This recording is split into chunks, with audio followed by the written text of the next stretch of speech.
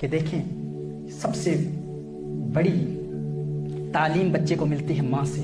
جب بچہ رحم مادر میں ہوتا ہے، ماں کے پیٹ میں ہوتا ہے، تو اس حوالے سے فیٹل ریاکشنز ٹو ساؤنڈ، یہ ایک کتاب ہے، اس میں ڈاکٹر برنٹ جے وہ اس پر کلام کرتا ہے. وہ کہتا ہے کہ بچہ جب ماں کے پیٹ میں ہوتا ہے تو 4.5 ہفتے کے بعد بچے کا اوڈیٹوری سسٹم مکمل ہو جاتا ہے، یعنی بچے کی قوت سماعت جاری ہو چکی ہوتی ہے. اور وہ کہتا ہے کہ بچہ اپنے ماں کی آواز سن لیتا ہے، بچہ اپنی ماں کی آواز سنتا ہے، اور سب سے زیادہ آواز جو سنتا ہے وہ ماں کے دل کی دھڑکن ہے.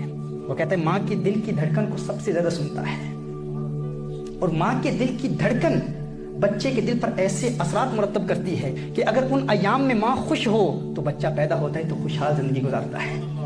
اگر ان ایام میں ماں غمگین ہو، ماں غصے میں رہتی ہو، اور اگر ماں ان ایام میں پریشان رہتی ہو تو بچہ جو پیدا ہوتا ہے اس بچے میں بھی غصے کی کیفیت رہتی ہے، پریشانی کی کیفیت رہتی ہے.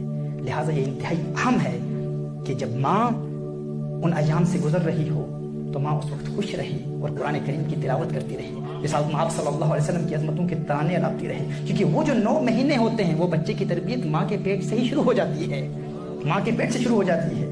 اور اس پر ڈاکٹر جان کیلی نے اس نے The Secret Life of an Unborn Child اس میں بڑا تفصیل سے کلام کیا ہے. وہ کہتا ہے کہ جب بچہ ماں کے پیٹ میں ہوتا ہے، جب رحم مادر میں ہوتا ہے، تو اس وقت بچہ جتنی آوازیں سنتا ہے اکثر آوازیں اسے زبانی یاد ہو جاتی ہیں. اب دیکھیں اس وقت اگر بچہ حرام گانے سن رہا ہو، موویز کی آواز سن رہا ہو، ماں ٹی وی کے سامنے بیٹھی حرام گانے سن رہی ہے، حرام موویز سن رہی ہے، تو بچے کو وہی چیزیں پھر یاد ہونا شروع ہو جاتی ہیں. لیکن اس وقت اگر ماں قرآن کریم کی تلاوت کر رہی ہو. اچھا ایک بتا دوں، یہاں پر ماشاءاللہ ہماری ایک اور بات ابھی میرے ذہن میں آ رہی ہے، اور ایک عظیم نقطہ ذہن میں آ رہا ہے، انشاءاللہ آپ محظوظ ہوں گے.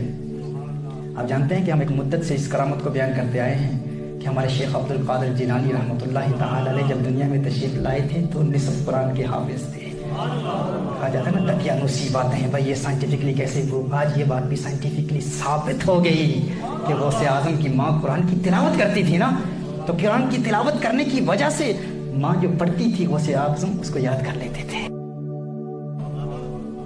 غوث اعظم اس کو یاد کر لیتے تھے کہ ماں کے پیٹ میں بچہ جو آوازیں سنتا ہے وہ اس بچے کو یاد ہو جاتی ہیں. اور اسی حوالے سے کہا نا کہ دیکھیے اسی لیے ماں جب بچہ دنیا میں آتا ہے نا تو ماں جب بچہ رو رہا ہوتا ہے تو ماں اپنے بچے کو اپنے سینے کی بائیں جانب رکھتی ہے. کیوں؟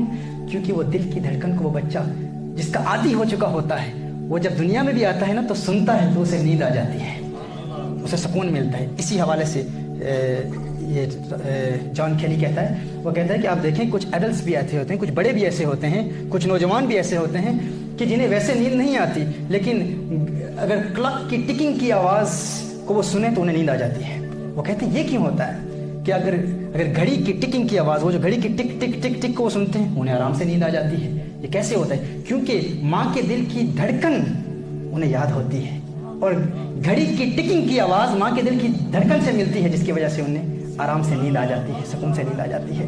تو یہ دل کی کیفیات ہیں محترم احبہ، یہ دل میں پیدا ہونے والی کیفیات ہیں. اچھا اس میں پھر یہ کلام کرتا ہے کہ ماں کے دل کی جو کیفیت ہے وہیں بچے کے دل کی کیفیت ہوتی چلی جاتی ہے، بچے کے دل کی وہی کیفیت. اور جب بچہ دنیا میں آئے، اگر آپ اپنی اولاد کی پرورش دین اسلام کے مطابق کرنا چاہتے ہیں تو اپنی اولاد کو اللہ کے پیار کا قرب دیں.